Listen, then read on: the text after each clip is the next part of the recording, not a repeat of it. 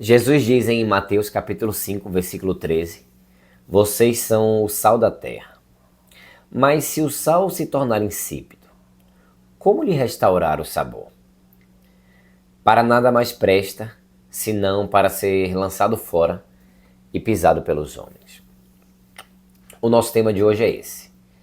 Os discípulos devem permanecer fiéis à sua identidade, senão perdem a sua utilidade. E eu quero pensar nesse texto em 3 pontos: a identidade, o risco e a consequência. Primeiro ponto, a identidade. Jesus começa dizendo: vocês são o sal da terra. Jesus ele está no Sermão do Monte.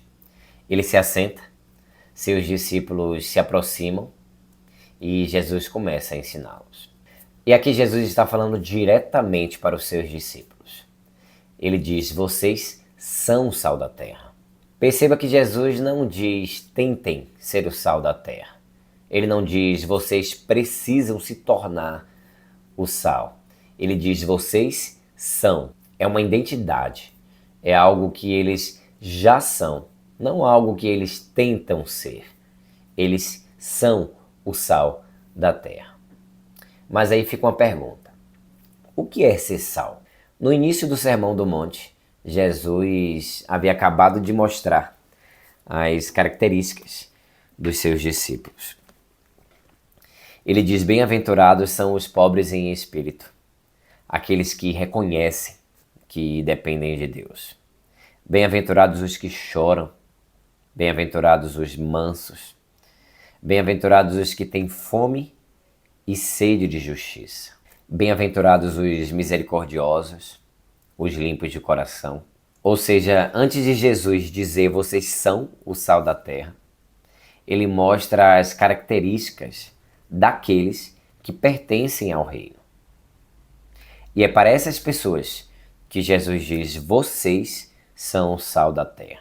Quer saber se você é filho do reino? Jesus dá as características daqueles que pertencem ao reino de Deus no Sermão do Monte.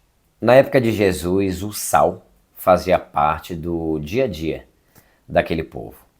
Eles não tinham geladeira como nós temos, então o sal era usado, entre outras coisas, para ajudar a preservar os alimentos.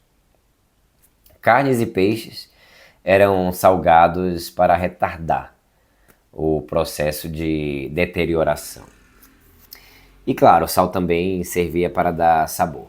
Então Jesus pega uma coisa simples, que fazia parte do cotidiano daquele povo, e usa para ensinar uma verdade espiritual. Nós, os cristãos, somos o sal da terra. Assim como o sal exerce influência sobre aquilo com que entra em contato, o cristão também exerce influência com o mundo. Sendo aquilo que somos em Cristo, nós resistimos à corrupção moral ao nosso redor.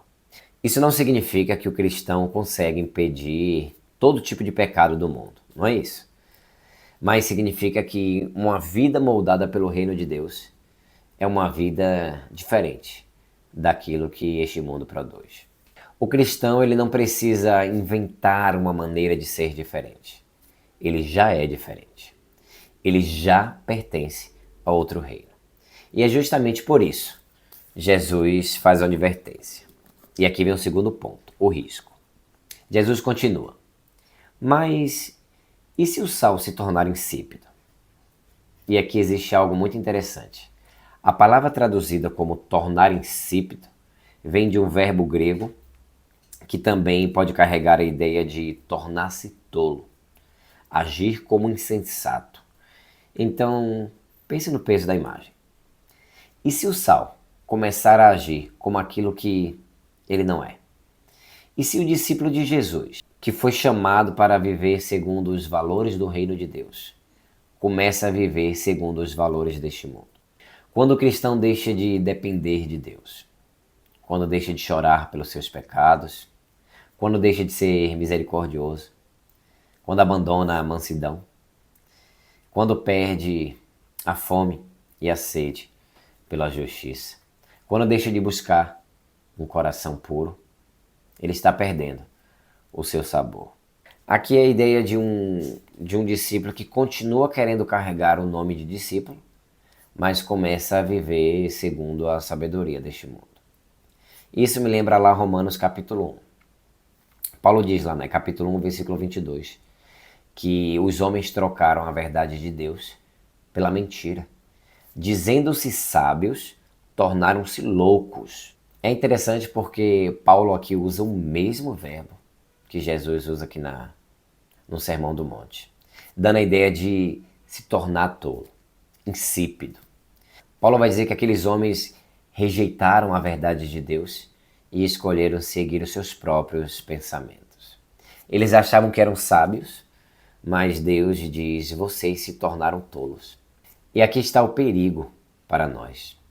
O cristão ele pode começar a trocar a sabedoria do reino pela loucura deste mundo.